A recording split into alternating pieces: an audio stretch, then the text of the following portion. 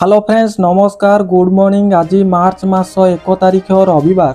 चलतु जाणीदेबा आज दिनर सबुकिछि top news update देश विदेश आरंभ करी ओडिशार समस्त गुरुत्वपूर्ण खबर जानीपारे। सेतिपाई आपण मानकु अनुरोध वीडियोटी शेष पर्यंत निश्चय देखिबे, वीडियो को लाइक करिवे जहाद्वारा आज दिनर समस्त गुरुत्वपूर्ण खबर गुड़िक सबू जानीपारे। एवं आपण केउ जिल्लारू देखुचंती कमेंट माध्यम रे जणातु जहा फल रे प्रत्येक दिन एही भली नुआ नुआ न्यूज सर्वप्रथमे पाई परिबे। आजिर प्रथम खबर गत 20 मास धरी राज्य सरकार विकसित ओडिशा विकसित भारत दृष्टिकोण को अर्थनैतिक अभिवृद्धि सामाजिक परिवर्तन भित्तिभूमि संप्रसारण और सांस्कृतिक पुनरुद्धार माध्यम रे रूपायन करिबा पई अभियान आरंभ करिसंती। आज मुख्यमंत्री मोहन चरण माझी लोकसभा भवन इन्फेक्शन सेक्टर रे आयोजित विकास मंत्र 1.0 गवर्नेंस रे कार्यक्रम उत्पादन देई कहिथिले जे दृढ़ नेतृत्व षष्ठ नीति और सामूहिक संकल्प द्वारा ओडिशा देशर अग्रणी राज्य रे भाबरे उदय होई पारिछि। एभली कार्यक्रम आयोजित कर जाउथिबारु यार सहयोग Odisha central for intelligent development रो उच्च प्रशास करिथिबे बोली मुख्यमंत्री कहिसंती। से कहिथिले जे समृद्ध ओडिशा गठन रे षष्ठ मार्गदर्शन पई एभली विचार विमर्श अत्यंत जरूरी। चलित वर्षर राज्य अर्थनैतिक अभिवृद्धि हार 7.9% रहिछि, जहा जातीय हार ठारू अधिक एवं गत 20 मासरे राज्य को प्राय 20 लाख कोटी टंकार पुंजी निवेश आकर्षण करा जाइछि। 20 लाख 40 हजार कोटी टंकार 109टी प्रकल्पर भित्तिप्रस्तर सह उद्घाटन होइथिबा बेले प्राय 1 लाख 77 हजार नियुक्ति सृष्टि होइछि। से कहिथिले जे ईज ऑफ डूइंग बिजनेस क्षेत्र रे ओडिशा जातीय स्तर रे स्वीकृति पाइछि। इलेक्ट्रोनिक्स एवं कृत्रिम बुद्धिमत्ता ग्लोबल कैबिनेट सेंटर एवं सेमीकंडक्टर क्षेत्र रे नूतन नीति प्रस्तुत करा जाइछि। ओडिशा को एक डिजिटल एवं शिल्प शक्ति केंद्र रे परिणत करिबा पई सरकार प्रतिबद्ध बोली से कहिथिले। से कहिथिले जे राज्य बजेट प्रथम थर पई 3 लाख कोटी टंका अतिक्रम करिबाकू जाउछि। भित्तिभूमि उन्नति पई चलित बजेट रे 72,100 कोटी टंकार प्रावधान करा जाइछि, जहा जीएसडीपी रो 6.5%। बड़ राज्य मानकरे मध्य ओडिशार ऋण हार सबुठारु कम रहिथिबा बेले एआर 13.6% रहिछि, जहा एफआरबीएम सीमा ठारू यथेष्ट कम। से आउरी कहिथिले जे सुभद्रा योजना रे 1 कोटी रु अधिक महिला आर्थिक स्वाधीनता हासिल करिथिबा बेले प्राय 17 लाख महिला लक्षपति दीदी होई पारिसंती। धान क्विंटाल पिछा 3100 टंका प्रदान फल रे चाषी मानकर भरोसा बढ़िछि। 2024-25 मसीह रे रेकर्ड 92.6 लाख मेट्रिक टन धान किना जाइथिबा बेले 28,713 कोटी टंकार प्रदान करा जाइछि। शिक्षा क्षेत्र रे 45,000 शिशु बेटिका खोला जाइथिबा बेले 20,000 रु अधिक शिक्षक पदवी पूरण करा जाइछि। गोदा बरिष्ठ आदर्श प्राथमिक विद्यालय योजना रे प्रथम पर्याय 12,000 कोटी टंका व्यय रे 2,200 विद्यालय स्थापन करा जाइछि। स्वास्थ्य क्षेत्र रे 2026-27 वर्ष पई 23,182 कोटी टंकार प्रस्ताव रहिछि। आयुष्मान भारत गोपबंधु जन आरोग्य योजना रे 1.3 कोटी परिवार रो 3.42 कोटी लोक उपकृत होइचंती। परवर्ती खबर विशृंखला एवं दल विरोधी कार्य पई बीजेडी नेता तथा चौदार कटकर पूर्वतन विधायक प्रभात रंजन विश्वाल को दलरू बहिष्कृत करा जाइछि। एने दल पक्षरु बीजेडी उपसभापति प्रताप जेना शनिवार सूचना देइचंती। बीजेपी राज्यसभा प्रार्थी घोषणा पर प्रभात तीव्र असंतोष प्रकाश करथिले। से कहिथिले जे दल पई कार्य करूचंती तांको प्रार्थी करथिले भलो होइथांता। यह एक पाखिया निष्पत्ति कही ନିଆଁବାଣ ହୋଇଥିଲେ। ଅନ୍ୟପକ୍ଷେ ବିଜେଡି ସୁପ୍ରିମ ନବୀନ ପଟ୍ଟନାୟକ ପ୍ରଭାତଙ୍କୁ ଦଳରୁ ବହିଷ୍କୃତ କରିଛନ୍ତି। ପରବର୍ତ୍ତୀ ଖବର, ଜରାୟୁ କର୍କଟରୁ ମୁକ୍ତ ହେବା ଦେଶର ଝିଅ ସର୍ଭାଇକାଲ କ୍ୟାନ୍ସରରୁ ସୁରକ୍ଷିତ ରଖିବା ପାଇଁ କେନ୍ଦ୍ର ସରକାରଙ୍କ ଐତିହାସିକ ପଦକ୍ଷେପ। ରାଜସ୍ଥାନର ଆଜମେରଠାରେ ଦେଶବ୍ୟାପୀ ଏଚପିଭି ଟିକାକରଣର ଶୁଭାରମ୍ଭ କରିଛନ୍ତି ପ୍ରଧାନମନ୍ତ୍ରୀ ନରେନ୍ଦ୍ର ମୋଦି। ଏହି ଅଭିଯାନରେ ପ୍ରତିବର୍ଷ ଦେଶର ପ୍ରାୟ 1,15,14 ବର୍ଷରୁ କମ୍ ବୟସର ବାଳିକାମାନଙ୍କୁ ଟିକା ପ୍ରଦାନ କରିବାକୁ ଲକ୍ଷ୍ୟ ରଖାଯାଇଛି। ଜରାୟୁ କର୍କଟ ଭଳି ବିପଦପୂର୍ଣ୍ଣ ରୋଗରୁ ସୁରକ୍ଷା ଦେବାକୁ ଦେଶର ସ୍ୱାସ୍ଥ୍ୟ ଅଭିଯାନରେ ଦେଶର ସବୁଠାରୁ ବଡ଼ ଅଭିଯାନ ବୋଲି କୁହାଯାଇଛି। ଏହି ଅଭିଯାନର ଶୁଭାରମ୍ଭ କରି ଦେଶର ନାରୀ ଶକ୍ତିକୁ ସଶକ୍ତ କରିବା ପାଇଁ ଏହା ଗୁରୁତ୍ୱପୂର୍ଣ୍ଣ ପଦକ୍ଷେପ ବୋଲି କହିଛନ୍ତି ପ୍ରଧାନମନ୍ତ୍ରୀ ନରେନ୍ଦ୍ର ମୋଦି। ଓଡ଼ିଶାର କୃଷି ଭବନଠାରେ ରାଜ୍ୟସ୍ତରୀୟ ଏଚପିଭି ଟିକାକରଣର କାର୍ଯ୍ୟକ୍ରମରେ ଯୋଗ ଦେଇଥିଲେ ମୁଖ୍ୟମନ୍ତ୍ରୀ Mohan Majhi. Human papilloma virus ନିରାକରଣ ପାଇଁ ରାଜ୍ୟବ୍ୟାପୀ ଟିକାକରଣ କାର୍ଯ୍ୟକ୍ରମର ଶୁଭାରମ୍ଭ କରି ଏହି ଟିକାକରଣ ଅଭିଯାନ ଏକ ସାଧାରଣ କାର୍ଯ୍ୟକ୍ରମ ନୁହେଁ, ମହିଳାମାନଙ୍କୁ ସୁସ୍ଥ ଏବଂ ସଶକ୍ତ କରିବା ଏହାର ଲକ୍ଷ୍ୟ ବୋଲି କହିଛନ୍ତି ମୁଖ୍ୟମନ୍ତ୍ରୀ। ଏହାଦ୍ୱାରା ରାଜ୍ୟର 14ରୁ 15 ବର୍ଷ ବୟସ ମଧ୍ୟରେ ଥିବା 3,36,000 ବାଳିକା ଉପକୃତ ହୋଇଛନ୍ତି। ପରବର୍ତ୍ତୀ ଖବର, ନବରଙ୍ଗପୁର ଜିଲ୍ଲା ପାପାଣିହାଣ୍ଡି ବ୍ଲକ ମୌଦଲପୁର ପଞ୍ଚାୟତ କୁସୁମଖୁଣ୍ଡା ଗ୍ରାମର ଜଣେ ଗର୍ଭବତୀଙ୍କୁ ଅଧା କିମି ଦୂର ଖଟିଆରେ କୁହାଯାଇ ପରେ ଅଟୋ ସାହାଯ୍ୟରେ ମେଡିକାଲ ଆଣିଥିବା ଦେଖିବାକୁ ମିଳିଛି।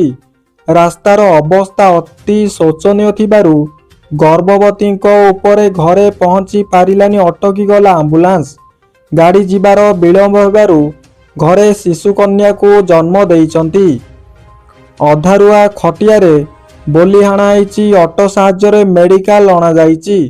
ଗ୍ରାମର ଡମ୍ପଣି ପ୍ରଧାନ ଗର୍ଭଧାରଣା ଯନ୍ତ୍ରଣା ହେବାରୁ ଆମ୍ବୁଲାନ୍ସକୁ ଯୋଗାଯୋଗ କରିଥିଲେ, କିନ୍ତୁ ରାସ୍ତାରେ ଆମ୍ବୁଲାନ୍ସ ଯାଇପାରିବ ନାହିଁ ବୋଲି କହିବାର ଅଟୋ ଡାକିଥିଲେ, କିନ୍ତୁ ଅଟୋ ଆସିବାର ବିଳମ୍ବ ହେବାରୁ ଘରୋଇ ଏକ ଶିଶୁକନ୍ୟାକୁ ଜନ୍ମ ଦେଇଥିବା ଦେଖିବାକୁ ମିଳିଛି।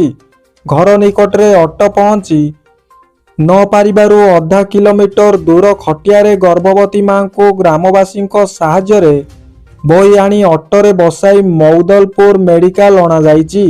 ପରବର୍ତ୍ତୀ ଖବର, ଭୁବନ ବନାଞ୍ଚଳ ଅନ୍ତର୍ଗତ ଯମୁନାକଟ ପଞ୍ଚାୟତ କୃଷ୍ଣପୁର ଗ୍ରାମରେ ବାରହା ଆକ୍ରମଣରେ 2 ଜଣ ଆହତ ହୋଇଥିବା ବେଳେ ଜଣାପଡ଼ିଛି। ପ୍ରାପ୍ତ ସୂଚନାରୁ ପ୍ରକାଶ ଯେ ଗତକାଲି ଶୁକ୍ରବାର ରାତି କୃଷ୍ଣପୁର ଗ୍ରାମରେ ଅଷ୍ଟପହର ଏବଂ ନାମଯଜ୍ଞ ହେଉଥିଲା। ଆଜି ଭୋର ସମୟରେ ଦିବାକର ପ୍ରାଣୀ, ବଳରାମ ରାଉତ ଏବଂ ଅଷ୍ଟପହରୀ ସାରି ନିକଟସ୍ଥ ଗାଡ଼ିଆରୁ ଶୌଚ ହୋଇ ଫେରୁଥିବା ବେଳେ ଏକ ଜଙ୍ଗଲୀ ବାରହା ତାଙ୍କୁ ଆକ୍ରମଣ କରିଥିଲା। ଆହତ ଦ୍ୱୟଙ୍କୁ ସଙ୍ଗେ ସଙ୍ଗେ ଭୁବନ ଗୋଷ୍ଠୀ ସ୍ୱାସ୍ଥ୍ୟ କେନ୍ଦ୍ରରେ ଭର୍ତ୍ତି କରାଯାଇଥିଲା।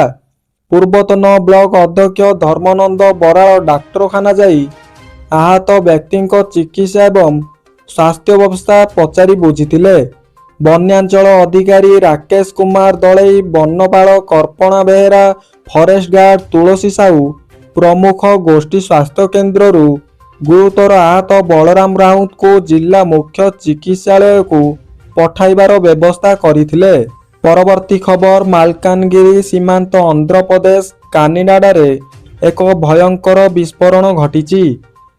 କାକିନାଡା ଜିଲ୍ଲାର ପୋଡାରମପୁର ଅଞ୍ଚଳ ସାମଲକୋଟ ମଣ୍ଡଳ ବେତାଲାମପୁର ଗାଁରେ ଏକ ବାଣ କାରଖାନାରେ ଅଗ୍ନିକାଣ୍ଡ ଘଟି 21 ଜଣଙ୍କର ମୃତ୍ୟୁ ହୋଇଛି। ଏହି ଘଟଣା ଅଞ୍ଚଳରେ ଆତଙ୍କ ସୃଷ୍ଟି କରିଛି।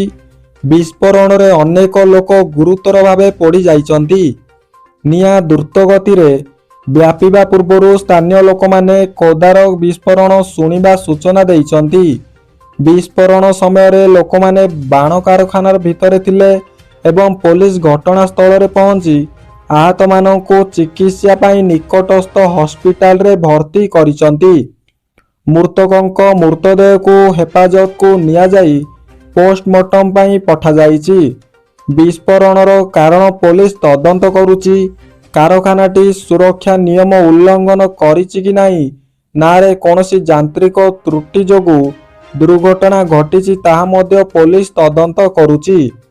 ଏକ ଫରେନ୍ସିଆଲ ଦଳ ମଧ୍ୟ ଘଟଣାସ୍ଥଳରେ ପହଞ୍ଚିଛନ୍ତି। ପରବର୍ତ୍ତୀ ଖବର, ଶ୍ରୀମନ୍ଦିରରେ ବଡ଼ ମହାସ୍ନାନ। ଭିତର କାଠ ନିକଟରେ ବାନ୍ତି ପଡ଼ିଥିବାରୁ ହେଲା ମହାସ୍ନାନ ନୀତି। ମଧ୍ୟାହ୍ନ ଧୂପ ପରେ ଭିତର କାଠ ଦର୍ଶନ ଚାଲିଥିବା ବେଳେ ମହାସ୍ନାନ ହୋଇଛି। ଫଳରେ ପ୍ରାୟ 1.5 ଘଣ୍ଟା କାଳ ସର୍ବସାଧାରଣ ଦର୍ଶନ ବ୍ୟାପକ ହେବ। ସେପଟେ ଶ୍ରୀମନ୍ଦିରରେ ମହାପ୍ରଭୁଙ୍କ ନୀତିରେ ଅହେତୁକ ବିଳମ୍ବ ହୋଇଛି। ସନ୍ଧ୍ୟା 6:15ରେ ମହାପ୍ରସାଦ ପାଇଛନ୍ତି ଭକ୍ତ। ଆଜି ସକାଳ 7ଟାରେ ଦ୍ୱାରପିଠା ନୀତି ହୋଇ ଅନ୍ୟାନ୍ୟ ନୀତି ବଢ଼ିବା ପରେ ସକାଳ ଧୂପ 11:05 ହେବା ପରେ ଭୋଗମଣ୍ଡପ ଅପରାହ୍ନ 1:19ରେ ଉଠିଥିଲା। ତା ପରଠାରୁ ନୀତି ବିଳମ୍ବ ଦେଖାଦେଇଥିଲା। ପ୍ରଥମ ଭୋଗମଣ୍ଡପ ଉଠିବା ପରେ ମହାପ୍ରଭୁଙ୍କ ମଇଲମ ହୋଇ ବେଶ ହେବା ପରେ ପୂର୍ବାନୁମାନ ମହାପ୍ରଭୁଙ୍କ ପାଖରେ ଭୋଗ ହୋଇଥିଲା। ଏହାପରେ ଶ୍ରଦ୍ଧାଳୁମାନେ ମହାପ୍ରସାଦ ପାଇଛନ୍ତି। କିନ୍ତୁ କିଛି ସେବକମାନଙ୍କ ଅସହଯୋଗ ଏବଂ ଭିଆଇପି ମାନଙ୍କୁ ଜୟ ବିଜୟ ଦ୍ୱାରା ପଟେ ଦର୍ଶନ ପାଇଁ ବିଦାୟ ଦେଇଥିଲେ। ଫଳରେ ଭକ୍ତମାନେ ପ୍ରାୟ 4 ଘଣ୍ଟା ଅବଢ଼ା ପାଇବାକୁ ବଞ୍ଚିତ ହୋଇଥିଲେ। ପରବର୍ତ୍ତୀ ଖବର, ପାରାଦୀପର ତାରିଣୀଗଡ଼ାରେ ମହିଳାଙ୍କୁ ଗଣଦୁଷ୍କର୍ମ ପରେ ହତ୍ୟା ଘଟଣା ମନରୁ ଲିଭି ନଥିବା ବେଳେ ଏହି ଅଞ୍ଚଳରେ ପୁଣି ଏକ ଅଭାବନୀୟ ଘଟଣା ଘଟିଛି। ପାରାଦୀପରେ ଆଜି ଘଟିଥିବା ଘଟଣା ନେଇ ପୁଣି ଚର୍ଚ୍ଚା ହୋଇଛି। ଜଣେ 7 ବର୍ଷ ବୟସର ଶିଶୁକନ୍ୟାକୁ ଥଣ୍ଡା ପାନୀୟରେ ମଦ ମିଶାଇ ଚିକେନ ଦୋକାନ ଭିତରକୁ ଦୁଷ୍କର୍ମ ନେଇ ଅଭିଯୋଗ ହୋଇଛି। ସ୍ଥାନୀୟ ଲୋକ ଅଭିଯୁକ୍ତଙ୍କୁ ବାନ୍ଧି ନିସ୍ତୁମ ମାଡ଼ ମାରିବା ସହ ପୋଲିସରେ ଜିମା ଦେଇଛନ୍ତି। ଅଭିଯୁକ୍ତ ଚିକେନ ଦୋକାନୀ କର୍ମଚାରୀ ବୋଲି ଜଣାପଡ଼ିଛି। ଅଭିଯୁକ୍ତଙ୍କୁ ପୋଲିସ ଅଟକ ରଖି ଅଧିକ ତଦନ୍ତ ଚଳାଇଛି। ସୂଚନାଯୋଗ୍ୟ, ଚଳିତ ସପ୍ତାହରେ ପାରାଦୀପ 53 ନମ୍ବର ଜାତୀୟ ରାଜପଥର ତାରିଣୀଗଡ଼ାରେ ଏକ 4 ମହଲା କୋଠା ନିକଟରୁ ଜଣେ ଅଜ୍ଞାତ ମହିଳାଙ୍କ କ୍ଷତାକ୍ତ ଶବ ଆଜି ସକାଳେ ପୋଲିସ ଜବତ କରିଥିଲା। ମହିଳାଙ୍କୁ ଗଣଦୁଷ୍କର୍ମ ପରେ ହତ୍ୟା କରାଯାଇଥିବା ସନ୍ଦେହରେ ପୋଲିସ ତନାଘନା ଚଳାଇଛି। ମହିଳାଙ୍କ ଡାହାଣ ପଟ କାନ ମୁଣ୍ଡରେ ଆଘାତ ଲାଗି ପ୍ରଚୁର ରକ୍ତସ୍ରାବ ଯୋଗୁଁ ମୃତ ହୋଇଥିବା ଅନୁମାନ କରାଯାଇଛି। ପାରାଦୀପ ଆଦର୍ଶ ଥାନା ପୋଲିସ ସାଇଣ୍ଟିଫିକ ଟିମ୍ ଘଟଣାସ୍ଥଳରେ ଛାନଭିନ କରି ମୃତଦେହକୁ ବ୍ୟବଚ୍ଛେଦ କରିବା ପାଇଁ କୁଜଙ୍ଗ ଡାକ୍ତରଖାନାକୁ ପଠାଇଛନ୍ତି। ପରବର୍ତ୍ତୀ ଖବର, ତରଳ ଗଞ୍ଜେଇ ତେଲ କାରବାର ପଛରେ ଅନ୍ତଃରାଜ୍ୟ ଲିଙ୍କ। କେରଳ ପର୍ଯ୍ୟନ୍ତ ଲମ୍ବିଛି ଚେର। ଏପରିକି ତରଳ ଗଞ୍ଜେଇର ଅନ୍ତର୍ଜାତୀୟ ଲିଙ୍କ ବି ଥିବା ସନ୍ଦେହ କରାଯାଇଛି। ଆଜି ଅପରେସନର ତୃତୀୟ ଦିନରେ ମାଷ୍ଟରମାଇଣ୍ଡ କେରଳର ଏଲେନ ଜୟରାଜ ସମେତ 6 ଜଣଙ୍କୁ ଗିରଫ କରିଛି ପୋଲିସ। କୋରାପୁଟ ଏବଂ ମାଲକାନଗିରିର କିଛି ଯୁବକଙ୍କୁ ହାତ କରି ଏମାନେ ଏବେ ବେଆଇନ କାରବାର ଚଳାଉଥିଲେ। କୋରାପୁଟରୁ 225 କୋଟି ଟଙ୍କାର ତରଳ ଗଞ୍ଜେଇର ଜବତ ପଛରେ ଅନ୍ତଃରାଜ୍ୟ ଲିଙ୍କ ରହିଛି ବୋଲି ପୋଲିସ କହିଛନ୍ତି। ମାଷ୍ଟରମାଇଣ୍ଡ କେରଳର ଏଲେନ ଜୟରାଜ ସମେତ 7 ଜଣଙ୍କୁ ଗିରଫ କରାଯାଇଛି। ଏଲେନ ଜୟରାଜକୁ ମିଶାଇ କେରଳର 4 ଜଣ ଏବଂ କୋରାପୁଟ ଓ ମାଲକାନଗିରିର 3 ଜଣଙ୍କୁ ଗିରଫ କରାଯାଇଛି। ଦୀର୍ଘ 30 ଘଣ୍ଟାର ଅପରେସନ ପରେ 6ଟି special team Nandapur block Padua ଥାନା ଅଞ୍ଚଳରେ ଥିବା ଏକ ଟାପୁରୁ ଡଙ୍ଗାରେ ପାଟ୍ରୋଲିଂ କରି ମାଡ଼ି ବସିଛନ୍ତି। କେମିତି ହୋଇଥିଲା ଅପରେସନ ସେ ସମ୍ପର୍କରେ ପ୍ରେସମିଟ୍ କରି ସୂଚନା ଦେଇଛନ୍ତି ଦକ୍ଷିଣ ପଶ୍ଚିମାଞ୍ଚଳର ଡିଆଇଜି। ପରବର୍ତ୍ତୀ ଖବର, ନବରଙ୍ଗପୁର ଜିଲ୍ଲା ଡାମ୍ବୁଗା ଥାନା ଅନ୍ତର୍ଗତ କୁର୍ମିଲିଆ ଗୁଡା ଗ୍ରାମରେ ଜଣେ ଯୁବକ ବେକରେ ରଶି ଦେଇ ଜୀବନ ହାରିଛନ୍ତି। ମୃତକ ଯୁବକ କୁର୍ମିଲିଆଗୁଡା ଗ୍ରାମର ଚନ୍ଦ୍ର ଗୌଡଙ୍କ ପୁଅ ପର୍ଶୁରାମ ଗୌଡ ବୋଲି ଜଣାପଡ଼ିଛି। ଏନେଇ ମୃତ ପରିବାର ଲୋକେ ଡାମ୍ବୁଗା ଥାନା ଏତଲା ଦେବା ପରେ ପୋଲିସ ଶବ ଜବତ କରି ଏକ ଅପମୃତ୍ୟୁ ମାମଲା ରୁଜୁ କରିଛନ୍ତି।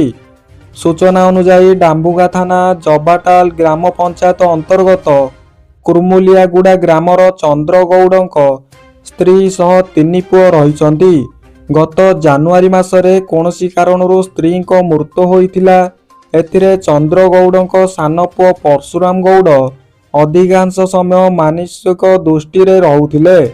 ଗୁରୁବାର ରାତ୍ର ଚନ୍ଦ୍ରଗୌଡ଼ଙ୍କ ପରିବାର ସମସ୍ତେ ଖାଇ ଶୋଇବା ପରେ ରାତ୍ର ବିଳମ୍ବିତ ରାତ୍ରରେ ପରଶୁରାମ ଘରୁ ବାହାରି ଘର ନିକଟ ଏକ ଶାଳ ଗଛରେ ମାନସିକ ଭାରସାମ୍ୟ ହରାଇ ବେକରେ ରସି ଦେଇ ଆତ୍ମହତ୍ୟା କରିଥିଲେ। ସକାଳ 6 ଘଣ୍ଟା ସମୟରେ ଘର ନିକଟ ଏକ ଗଛରେ ପରଶୁରାମ ଗୌଡ଼ ଆତ୍ମହତ୍ୟା କରିଥିବା ପରିବାର ଲୋକେ ଦେଖିଥିଲେ। ଏନେଇ ଆଜି ଅପରାହ୍ନରେ ପରିବାର ଲୋକେ ଡାମ୍ବୁଗା ଥାନାରେ ଏତଲା ଦେଇଥିଲେ। ପୋଲିସ କୁର୍ମୁଲିଆଗୁଡ଼ା ଯାଇ ଶବ ଜବତ କରିଥିଲେ। କେସ୍ ନମ୍ବର 3/24ରେ ଏକ ଅପମୃତ୍ୟୁ ମାମଲା ରୁଜୁ କରାଯାଇ ଶବ ବ୍ୟବଚ୍ଛେଦ ପରେ ପରିବାର ଲୋକଙ୍କୁ ହସ୍ତାନ୍ତରଣ କରାଯାଇଥିଲା।